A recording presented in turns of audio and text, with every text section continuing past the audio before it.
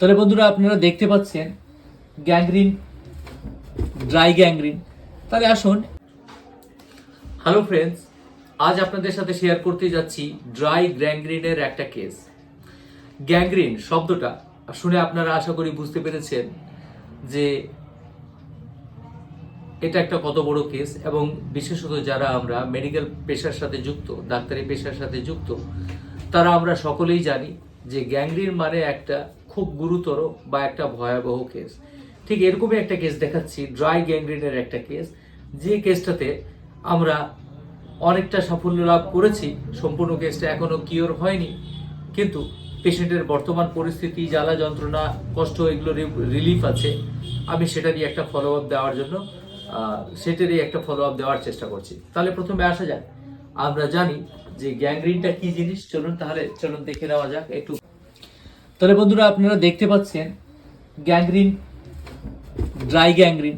তাহলে আসুন আমরা একটু সংক্ষেপে জানি গ্যাংগ্রিনটা কি জিনিস।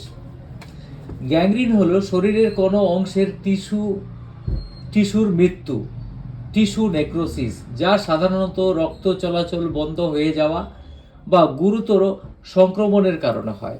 অর্থাৎ আমরা দেখতে পাচ্ছি এই জায়গাটাতে ব্ল্যাক, একেবারে ড্রাই অ্যান্ড ব্ল্যাক। এটা মলম টলম কিছু লাগিয়ে রেখেছে, তাই একটু ভেজা ভেজা আর্দ্র মনে হচ্ছে। কিন্তু এখানে দেখুন, এখানে সিভিয়ারলি সেল ডেট আমরা এখানে দেখতে পাচ্ছি। নেক্রোসিস এখানে কি ঘটে সাধারণত, মানে এই আক্রান্ত অংশটা রক্ত ও অক্সিজেন পৌঁছাতে পারছে না, ফলে এটার পচন হচ্ছে। এর প্রধান কারণগুলো হলো রক্ত সরবরাহ কমে যাওয়া, ischemia, diabetes mellitus, atherosclerosis, peripheral arterial disease, frostbite এবং ইনফেকশন।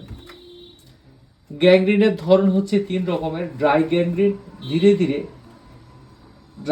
ধীরে ধীরে শুকিয়ে কালো হয়ে যায়। ওয়েট গ্যাংগ্রিন মানে আর্দ্র বা ভেজা গ্যাংগ্রিন, ফোলা, ভেজা, দুর্গন্ধ দ্রুত ছড়ায়। এবং গ্যাস গ্যাংগ্রিন, এর লক্ষণগুলো হচ্ছে তীব্র ব্যথা, পরে অনুভূতি কমে যাওয়া, ফোলা, জ্বর, জ্বালা ইত্যাদি। আশা করছি আপনাদেরকে অতি সংক্ষেপে আমি এটা বোঝানোর চেষ্টা করলাম এবং বোঝাতে সমর্থ হলাম যে ড্রাই গ্যাংগ্রিন মানে হচ্ছে এক কথায় যে একটা সেলের ডেড, একটা টিস্যুর ডেড, এবং এটা ধীরে ধীরে উপরের দিকে ছড়ায়। গ্যাংগ্রিন এই ভদ্রলোকেরই হয়েছে। ভদ্রলোকের নাম হচ্ছে মিস্টার ইমরান, বাড়ি নিকটস্থ এরিয়াতে। যখন এই কেসটাতে তিনি সাফার করছিলেন, অনেকদিন সাফার করার পরে তিনি আমার কাছে খবর পেয়ে আসেন। তার রিপোর্টটাও আমরা অবশ্যই আপনাদেরকে দেখাবো, এবং তার আগে আমরা একটু জেনে নেই এনার কি বক্তব্য এই কেসটা সম্পর্কে। তাহলে বলুন মিস্টার ইমরান, এই সমস্যাটাতে আপনি কতদিন ধরে ভুগছেন? 4 মাস। 4 মাস ধরে। আপনার কি কি কষ্ট ছিল এখানে, কি কি কষ্ট হচ্ছিল? জ্বালা খুব জোর হতো, মানে খুব ঠান্ডা যখন পড়তো তো, মানে বেলা 4টা থেকে রাত 10টা পর্যন্ত মানে খুব জ্বালা যন্ত্রণা হতো। আগুন দিয়ে সেক করতাম। জ্বালা যন্ত্রণা হতো, কষ্ট হতো, খুব কষ্ট, মানে রওয়া যেত না। তারপরে ফের ওই ভোর 4টা থেকে ফের বেলা 10টা তক ফের জ্বালা যন্ত্রণা চালু, ফের সেক করতাম। আচ্ছা, আগুন দিয়ে সেক করতেন? জি। আচ্ছা, জ্বালা যন্ত্রণা কষ্টটা কতটা ছিল? খুব চরম, খুব, মানে রওয়া যেত না। মা বাপ চিল্লাইতাম।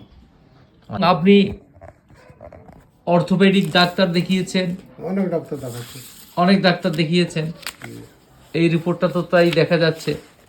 তো যাই হোক, সব ডাক্তারেরই কিছু সাফল্য ব্যর্থতা থাকে। আমি কারো নাম না দেখিয়ে আমি অল্প একটু দেখাচ্ছি। দেখুন, এখানে অনেক চিকিৎসা হয়েছে, অনেক রিপোর্ট হয়েছে, এবং আমরা একটা রিপোর্টে আমরা দেখতে পাচ্ছি এখানে লেখাই আছে ডিফিউজ অ্যাথেরোস্ক্লেরোটিক চেঞ্জেস আর নোটেড। তাহলে আমরা দেখতে পেলাম যে এখানে একটা অ্যাথেরোস্ক্লেরোটিক চেঞ্জেস আছে, রিপোর্টে তো তাই বলছে। আচ্ছা, তারপরে আমরা যখন ওষুধটা দিলাম, ওষুধটা দেওয়ার পরে আপনি এখানে কতটা রিলিফ ফিল করলেন? ওষুধ খেয়ে তো বহুত আরাম হয়েছে, বহুত আরাম হয়েছে, মানে একদম বিষ খতমই হয়ে গেছে। বিষ খতম হয়ে গেছে। আর কি সমস্যা এখন মানে ওই ঘাটা আচ্ছা, বিষটা শেষ হয়ে গেছে। জি আর কি পরিবর্তন হয়েছে আপনি এই কথাটা বলুন। এই যে কি শক্ত নরম কি বলতে চাইছিলেন আপনি এটা আমাকে এটা একটু- শক্ত, আগে খুব শক্ত ছিল, এখন নরম হয়ে গেছে এই যে আচ্ছা আচ্ছা, আগে খুব শক্ত ছিল, এখন এটা নরম বোঝা যাচ্ছে। হ্যাঁ আচ্ছা, মানে ড্রাই ভাবটা কমে আসছে এক কথায়। জি। আচ্ছা, এটা খুবই শক্ত ছিল পাথরের মতন, সেটা নরম হয়ে হ্যাঁ, আসছে। নরম হয়ে গেছে। তারপর তারপর এখন খুন চলাচল করছে। আচ্ছা, রক্ত চলাচল করছে, সেটা তুমি কি করে বুঝতে পারলে? ওই যে আমি বুঝতে পারলাম যে যে নরম হয়ে গেল, যে শক্তটা ছিল এটা নরম হয়ে গেল। আচ্ছা, তাহলে যাই হোক, আপনি কেমন বোধ করছেন এখন? আল্লাহ খুব উপরওয়ালার দোয়াতে খুব এখন ভালো আছি, আরাম আছি। আচ্ছা আচ্ছা, তাহলে জিশান্তি ধর। তাহলে বন্ধুরা, কেসটা এখনো 100% কিওর হয়নি। আপনারা দেখতে পাচ্ছেন সেখানে অনেকগুলো ডেড সেল, নেক্রোটিক টিস্যু এখনো আছে। তো নিয়ম হচ্ছে যে সেলটা ডেড হয়ে গেছে সেটাকে সার্জিক্যালি রিমুভ করে দেওয়া।